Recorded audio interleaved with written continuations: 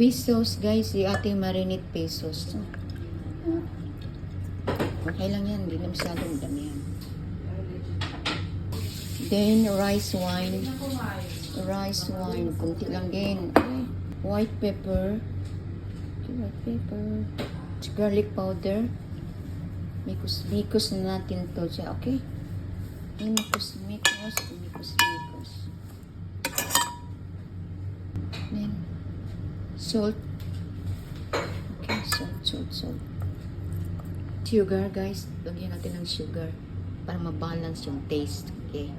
So na, guys. Yun lang. I-marinate lang natin dito, ha? Okay. Marinate. Ilagay sa ref ng 2 hours. So, that's it. Yun na yun ang ating marinate today. Food for today. Mikos lang siya. Mikos. Then that's it.